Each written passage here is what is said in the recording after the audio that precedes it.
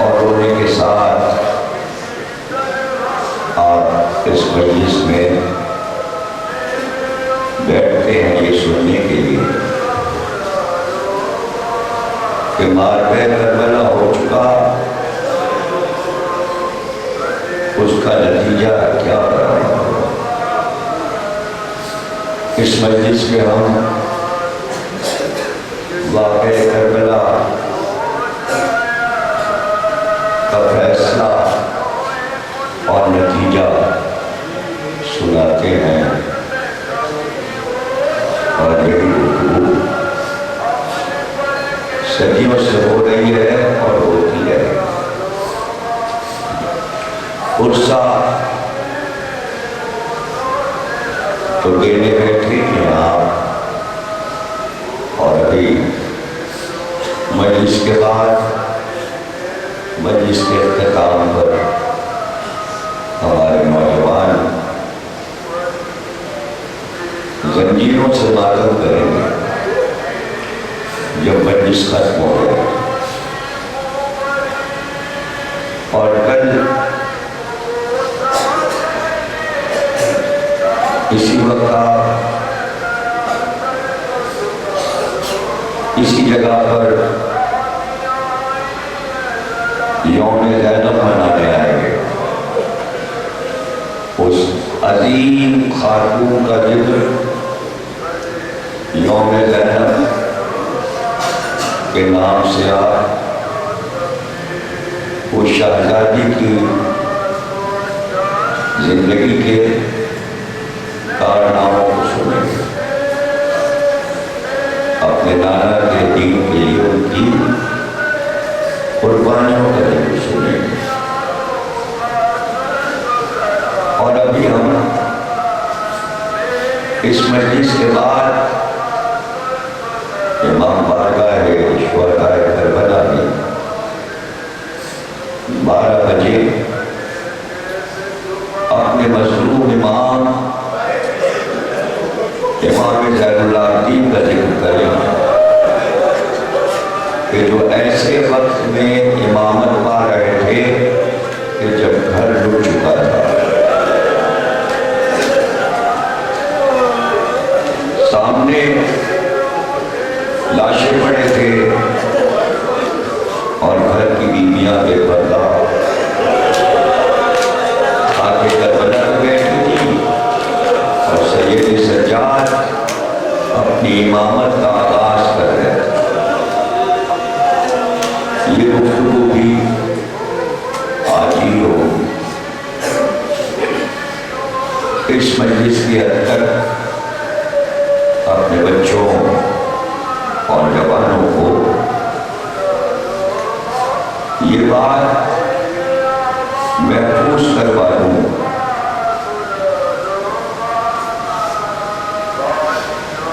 کہ 23 برس میں پیغمبر کو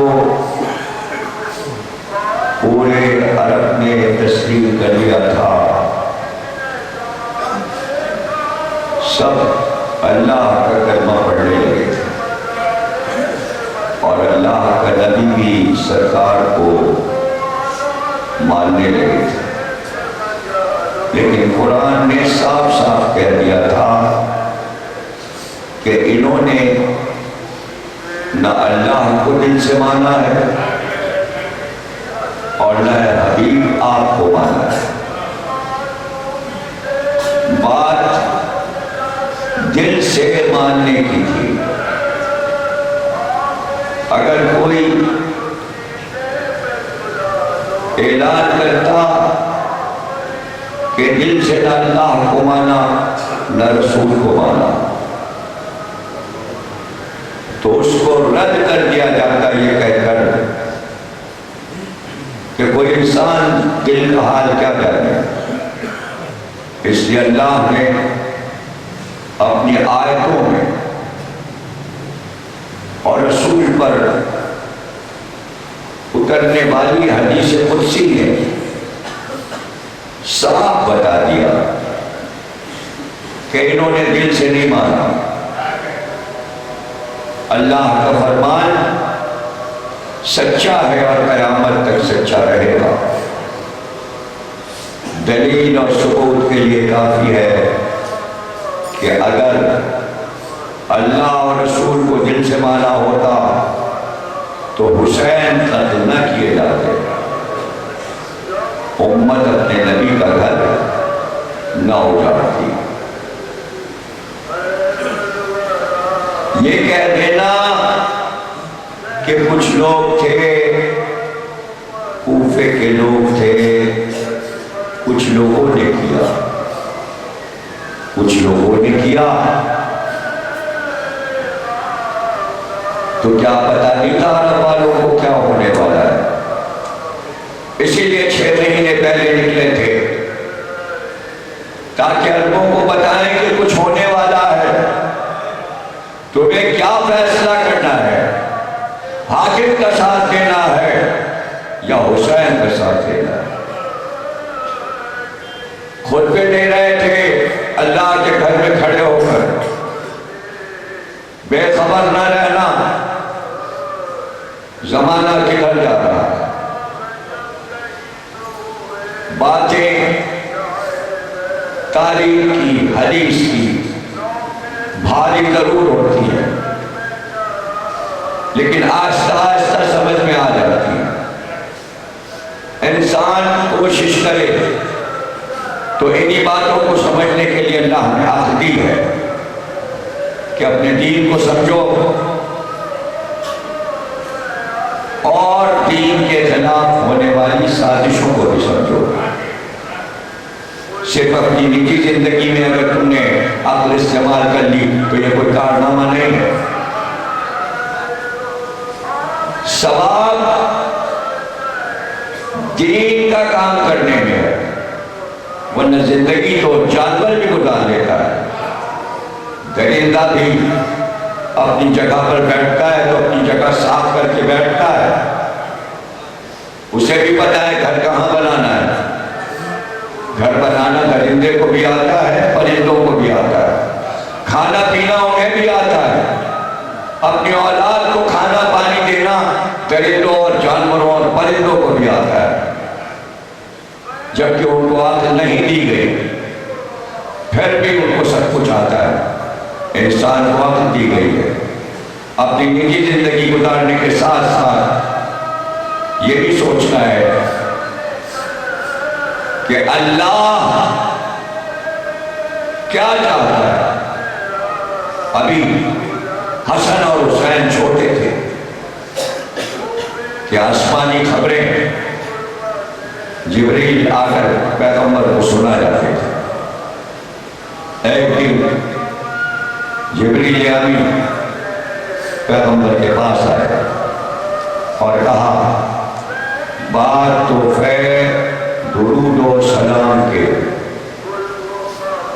پروردگار عالم ارشاد فرماتا ہے کہ آپ کی امت کے رنگ ڈھنگ اچھے نہیں ہیں، یہ امت آپ کے نواسے حسین کو قتل کر دے گی۔ آپ کیا سمجھتے ہیں کہ یہ چند جملے ہیں؟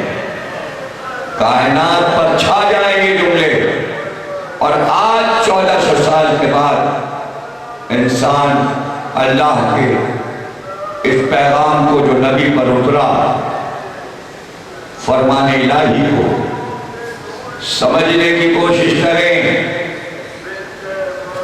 کہ کیا کہہ رہا ہے اللہ۔ امت کے رنگ ڈھنگ اچھے نہیں ہیں، یعنی ہم نے مقدر نہیں کیا کہ حسین مارے گئے۔ جس راستے پر یہ امت جا رہی ہے وہ راستہ ختم ہوتا ہے جا کر حسین کے قتل پر۔ یہ انسان ذمہ دار ہوں گے، یہ مسلمان ذمہ دار ہوں گے، یہ امت ذمہ دار ہوگی شہادت حسین کے بعد۔ اللہ ذمہ دار نہیں ہے قتل حسین کا، امت ذمہ دار ہے۔ آپ امت کو بچانے کے لیے یہ مشہور کرنے اللہ یہی چاہتا تھا کہ حسین شہید ہو جائے، یعنی قتل کا الزام بھی، حسین کے قتل کا الزام بھی امت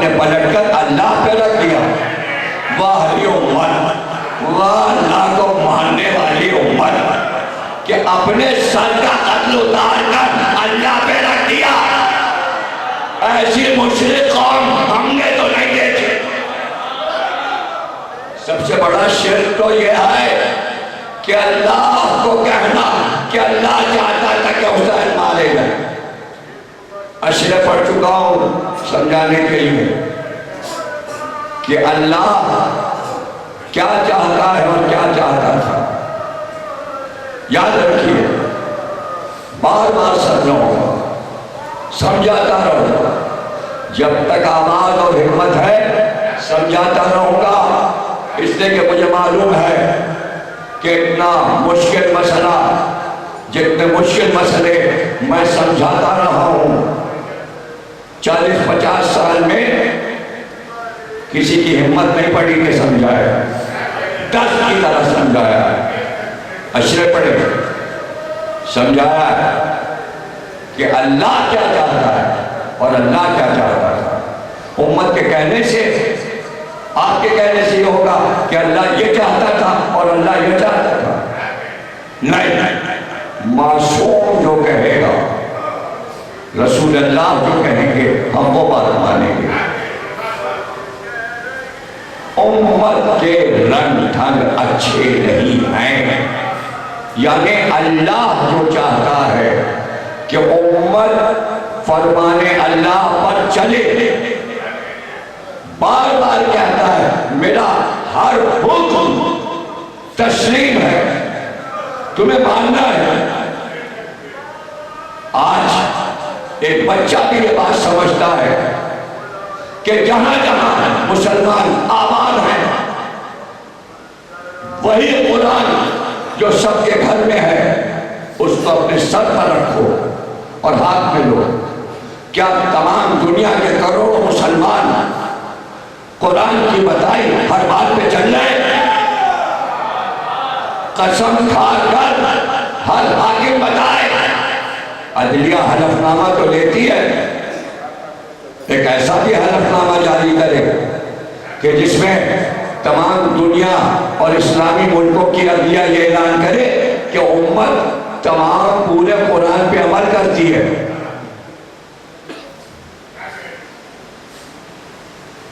ہے کوئی جو یہ کہے پورا عمل ہو گیا؟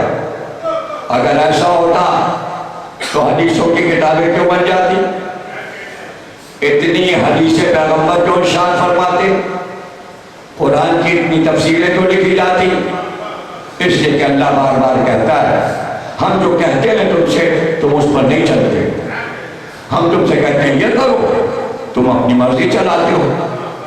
کتنی مرضیاں ہیں جو مسلمان اپنی مرضی سے اپنے آپ کو چلا رہا ہے اور دکھاوا یہ کرتے ہاں اللہ کا کہا مانتے، مسجد بناتے، نماز پڑھتے، روزہ رکھتے، حج کرتے ہیں. بس اتنا ہی کہا اللہ کا مانتے اور اس نے کہا تھا غدیر میں من کو تو مولا، تو وہ تو نہیں مانا، وہ تو نہیں مانا. اللہ کا کہا تو نہیں مانا. ایسے تو میں سینکڑوں فرمان الہی گنواتا جاؤں کہ امت نے نہیں مانا، انکار کر دیا. اب رہ گیا پیغمبر کی آواز پر کس کس چیز سے انکار کیا. چھوٹی سی بات، اتنا ہی کہا تھا قلم اور کاغذ دے دو تاکہ میں تمہارے لیے ایک نوشتہ لکھ دوں تاکہ تم میرے بعد گمراہ نہ ہو جاؤ. تو جواب کیا ملا؟ کتابوں میں درج ہے. اس کے معنی امت کے رنگ ڈھنگ اچھے نہیں تھے. جو امت ایک قلم اور کاغذ نہ دے سکے وہ آگے کیا کرے گی؟ آگے ان کے ارادے کیا ہیں؟ اور ارادے سامنے آ گئے، کھلی ہوئی سامنے کی بات ہے. اللہ کہہ رہا تھا نبی جانے والا ہے دنیا چھوڑ کر، اور اللہ یہ چاہتا ہے کہ اس کے بعد مسلمان اپنا حاکم علی کو تسلیم کر لیں. امت نے کہا نہیں، ہم اپنی مرضی پہ چلیں گے، نہ ہم اللہ کا کام مانیں گے نہ ہم نبی کا کام مانیں گے. اچھا کر لیا نا تم نے فیصلہ، تو جب فیصلہ خود ہی کر لیا اپنی مرضی سے تو تمہارا فیصلہ نہ قرآن میں تھا نہ حدیث میں تھا. اب تک تو مسلمان ثابت کر نہیں سکے خلافتوں کو قرآن سے. بس یہی اللہ کہہ رہا ہے رنگ ڈھنگ اچھے نہیں ہیں, اپنی مرضی چلانا چاہتے ہیں. وہی خلافت جو اپنی مرضی سے بندوں نے بنائی, کتنا مختصر کر کے میں نے آسان کر دیا, وہی خلافتیں یزید پر آ کے رک گئی. وہ چھٹا خلیفہ تھا, وہ چھٹا خلیفہ تھا مسلمانوں کا, اور بس اس کے بعد مسلمانوں کی رسوائیوں کے دفتر کھل گئے. اب آج تک واقعہ کربلا کے داغ کو مسلمان اپنے دامن سے صاف نہیں کر سکا. اسی کو جبریل نے آ کر کہا تھا آپ کی امت کے رنگ ڈھنگ اچھے نہیں ہیں. اعلان ہوا تھا, آیت اتری تھی ید اللہ فوق ایدیہم, اے رسول آپ کا ہاتھ اللہ کا ہاتھ ہے اور اللہ کا ہاتھ کسی کی بیعت نہیں کرتا.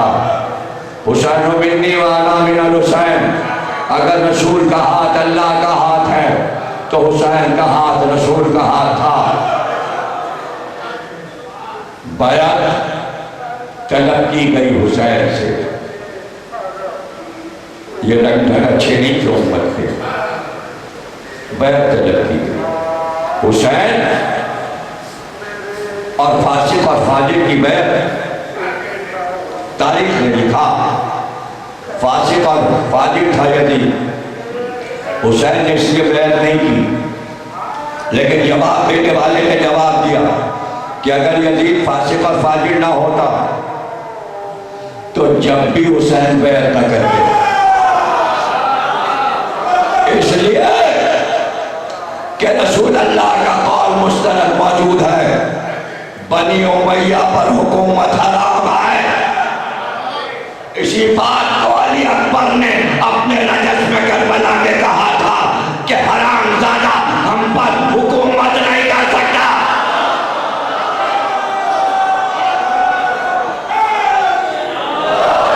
آل محمد پر وہ حکومت کرے گا جس کی ولادت میں نجاست ہو. ہو گیا فیصلہ, سن لیا آپ نے شام غریبہ. یہی فیصلہ حسین کا تھا کہ نجس لوگ ہم آل محمد پر حکومت کریں گے. کس نے حق دیا ہے کہ امت رسول کی اولاد پر حکومت کرے؟ بس کلیئر بات سامنے, یہ ہے کربلا کا فیصلہ. حسین نے بتایا حکومت کا حق آل محمد کو ہے, اس کے علاوہ کسی کو نہیں ہے. اب کوئی پوچھے گا ہم سے کیا آپ نے کیا پڑھا, جواب دو جو بہت نعرے یا مہدی کے لگاتے ہیں ان کو یہ پتہ نہیں ہے کہ حکومت مہدی کی ہے یا دنیا کے حاکموں کی ہے.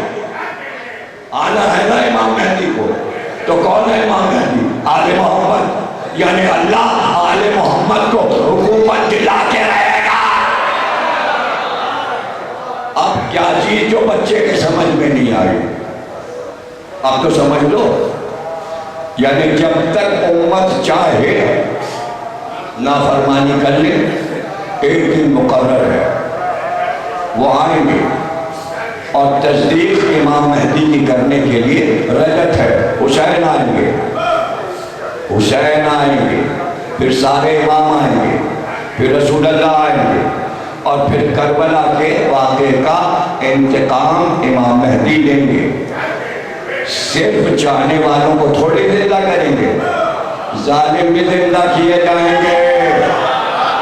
اور جو آج ہماری مجلسوں کا مذاق اڑاتے ہیں یہ قاتلان حسین میں شامل ہیں,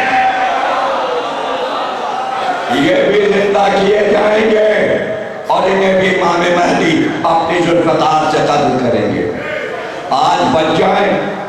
قرآن نے کہا استہزاء, لفظ ہے آیت میں استہزاء.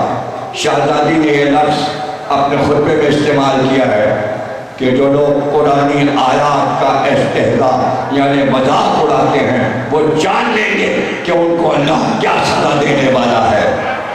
یعنی اللہ کے جملوں کا، اس کی آیات کا مذاق یاد رکھنا۔ ہر امام اللہ کی آیت ہے، کربلا کا ہر شہید اللہ کی آیت ہے، عباس بھی اللہ کی آیت ہے۔ ان سب کے عمل ایک عمل معصوم کا اللہ کی آیت ہے۔ تو حسین نے شجاعت کے ساتھ انکار کیا۔ دیکھیے ایک ہے انکار، ایک ہے شجاعت کے ساتھ انکار، یعنی بزدلوں سے لڑنے نہیں آئے ہو۔ اس لیے واقعہ کربلا کو کہتے ہیں جنگ کربلا۔ جنگ کربلا کیوں کہتے ہیں؟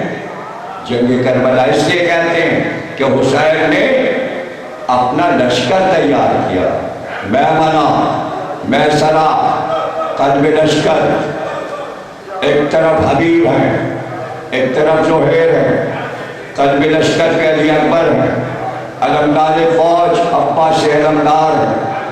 اپنے سپاہیوں کو تیار کیا۔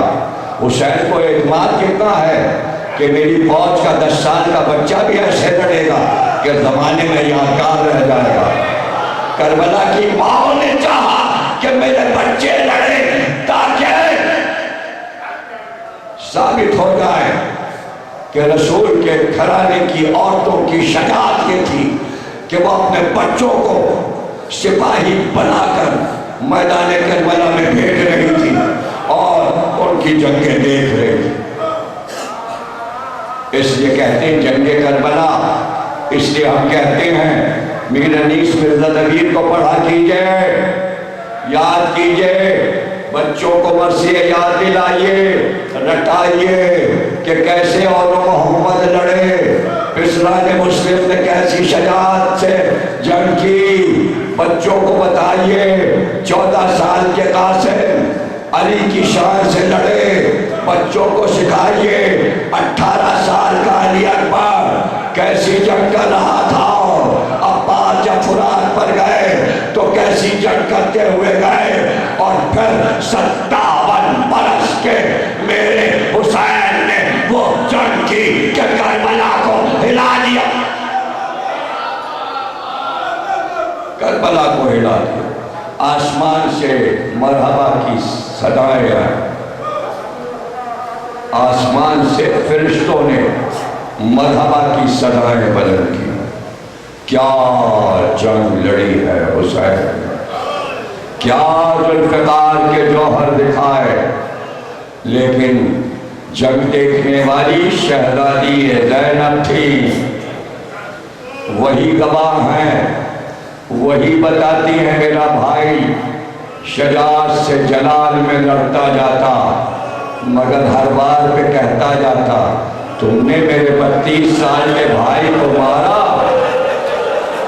اب میری لڑائی دیکھو، تم نے میرے 18 سال کے جوان بیٹے کو مارا، اب میری لڑائی دیکھو۔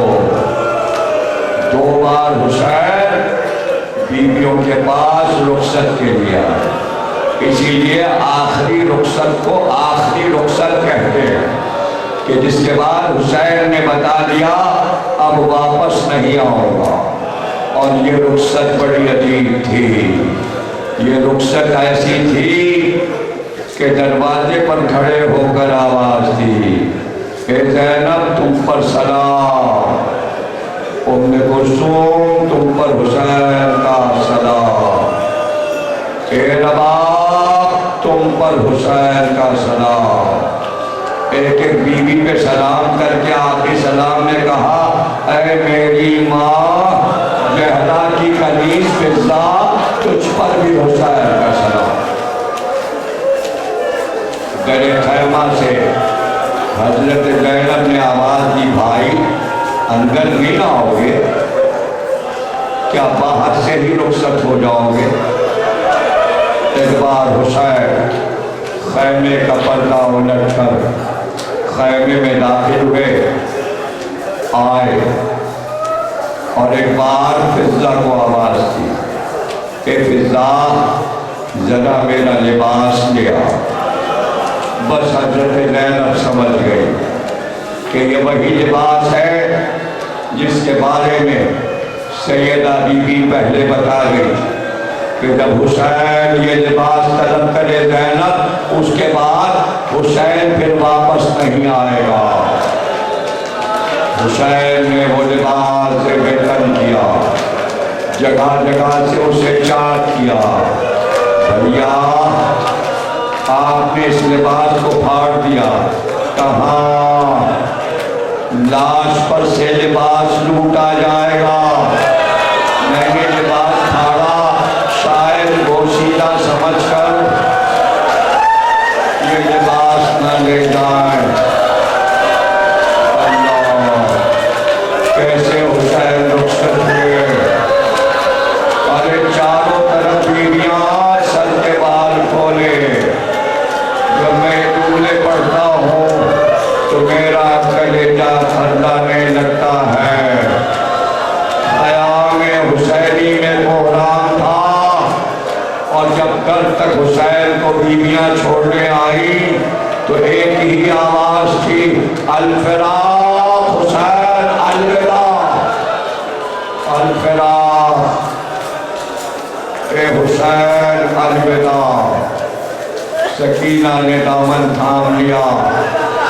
بابا چچا گئے تھے پانی کا وعدہ کر، اچھا آپ جا رہے ہیں، کیا تھوڑا سا پانی سکینہ کو مل سکتا ہے؟ یہ بتیاں مت جلائیے، یہ ٹیلی فون نیچے کیجئے، یہ شام غریبہ ہے، مت یہ حرکت کیجئے، خدا کے لیے شام غریبہ کو شام غریبہ رکھیے، اپنے موبائل نیچے کریں۔ ہائے بابا تھوڑا سا پانی سکینہ کو مل سکتا ہے، تھوڑا سا پانی۔ کہ سکینہ پانی نہیں مل سکتا، کہ بابا پھر ہمارے جلد رسول خدا کے روضے تک پہنچا دیجئے۔ کہ سکینہ یہ بھی ممکن نہیں ہے۔ آخری بات کہی، اچھا بابا کہاں جا رہے ہیں لامحتل میں، اور رات جب ہوگی تو میں آپ کو تلاش کرتی آؤں گی، میں پکاروں گی تو جواب دیجئے گا۔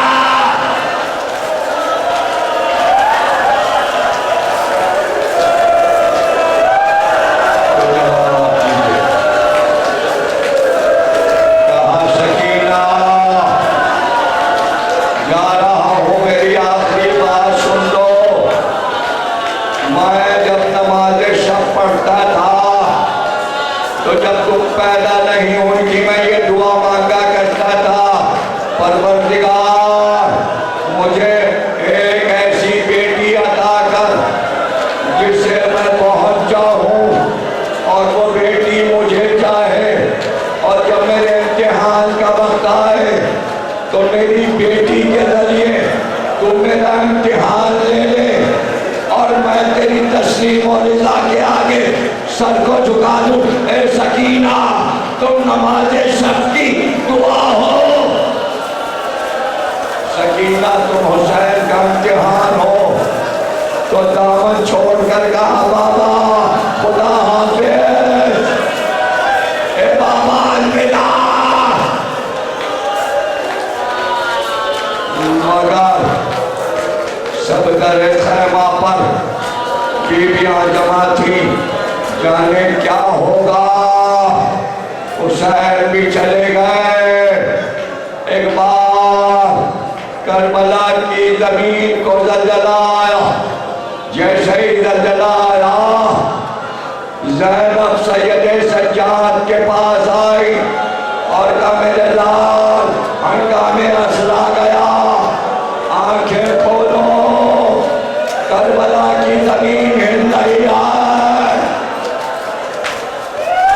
سید سجاد نے کہا پھوپھی اماں میرا عصا دیجئے تاکہ میں عصا کے سہارے اٹھوں۔ عصا کا سہارا لے کر اٹھے، کہا خیمے کا پردہ ہٹا دیجئے۔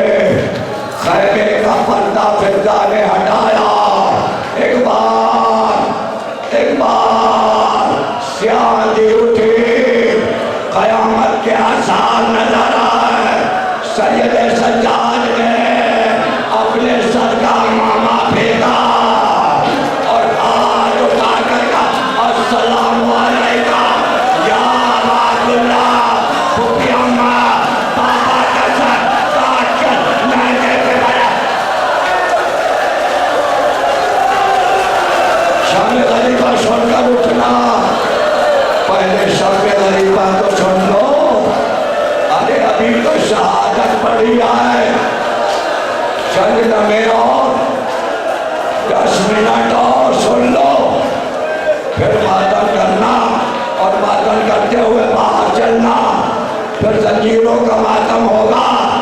لوگ پوچھتے ہیں زنجیر کا ماتم کیسا؟ ارے زنجیر کا ماتم اس لیے کہ ادھر حسین شہید ہوئے اور ادھر خاندان قادیانی سید سجاد کی پشت میں مارے گئے، یہی ہے زنجیر کا ماتم۔ زینب کی پشت زخمی ہو گئی، یہی ہے زنجیر کا ماتم۔ ارے ابھی تو سر کو نیزوں پہ چڑھایا تھا، باجے تیز بج رہے تھے، خوشی اور مسرت کا اظہار، تکبیریں بلند ہو رہی تھی، اللہ اکبر کہہ رہے تھے، حسین کا سر کاٹ کر مسرت کا اظہار کر رہے تھے، مگر ایک بار عمر سعد نے شمر سے کہا کہ اب جاؤ آگے بڑھو، جو بھی خیمے میں ہو اس کو قتل کر دو۔ ارے یہ حسین کی تعزیت ہو رہی تھی، اب جو آئے تو مشنیں جلا کر لائے، خیموں کو جلاتے جاتے تھے، شعلے اٹھتے جاتے تھے، خیمے جلنے لگے، یہی شام غریبہ ہے، اور نامحرم خیموں میں گزار۔ ارے سید سجاد کا بستر کھینچا گیا، بیویوں کی چادریں سروں سے کھینچی جانے لگی، سید سجاد رو کے کہہ رہے تھے، پھوپھی اماں بچوں کو لے کے کربلا کے میدان میں باہر نکل جائیے۔ جلتے خیموں سے بیویاں باہر آئی، مگر زینب بے قرار تھی۔ ایک بار انہیں جلتے ہوئے شعلوں میں اندر چلی گئی، دیکھا سید سجاد منہ کے بل زمین پہ گرے ہوئے تھے، ہاتھوں پہ اٹھا کے باہر لائی، بی بی آپ پر سلام کہ امامت کو بچایا۔ وہ 4-5 جملے اور رہ گئے، اس کے بعد ماتم کرنا۔ سید سجاد کو جب لاکار کربلا کی جلتی ریتی پہ رکھا تو سید سجاد نے سجدے میں سر رکھ کر ایک بار آواز دی، پروردگار تیرا شکر ہے کہ تو نے ساری قربانیوں کو قبول کر لیا۔ رات بھر سجدے میں شکرانہ، پروردگار تیرا شکر۔ اور اب زینب تھی، دیکھ رہی تھی میرا لال سجدے میں ہے، ایک بار زینب اٹھی اور کہا ام لیلا اگر علی اکبر نہیں ہے زینب ہے۔ اے ام روان، اے ام لیلا اگر عباس نہیں زینب ہے، اگر حسین نہیں زینب ہے۔ اتنی دیر میں ایک صدا رونے کی آئی، سکینہ نہیں ملتے، روان کی آواز آئی، سکینہ نہیں ملتے۔ زینب ماتم کی طرف بڑھی، آواز دیتی ہوئی، سکینہ بیوی کہاں ہو؟ ایک بار خوراد کی طرف آواز دی، عباس سکینہ تو نہیں آئی، کوئی جواب نہ آیا۔ نشیب کی طرف چلی تو ایک آواز آئی، زینب سکینہ میرے پاس ہے، سکینہ میرے پاس ہے۔ اب جو قریب آئی تو کٹی ہوئی گردن سے آواز آ رہی تھی، سکینہ میرے پاس ہے۔ زینب نے دیکھا حسین کے سینے پر سکینہ لیٹ کر سو رہی تھی، سکینہ کو گود میں لے کر اٹھایا، کہا سکینہ جنگل میں نہیں سوتے، اے سکینہ ماں بہت رو رہی ہے، چلو ماں کے پاس۔ پھوپھی سے بچی لپٹ گئی تو زینب نے پوچھا، اے سکینہ کسی لاش پر سر نہیں ہے، بابا کو کیسے پہچانا؟ تو मीरा ने कहा जब खैमे जले तो मैं पुकारती चली बाबा बाबा के तरफ से आवाज आई इलैया इलैया या बुलैया ए बेटी दया मैं इस तरफ आई तो बाबा का लाशा पड़ा था आखिरी जुमले सुनो तो ज़ैनब ने कहा अरे भाई की लाश पर इतने तीर बेबस थे तुम सीने पर कैसे लेटी तब भी अम्मा जब मैं बाबा की लाश के पास आई तो घुटनों के बल बैठकर एक एक तीर मैंने बाबा की लाश पे फेंका उसके बाद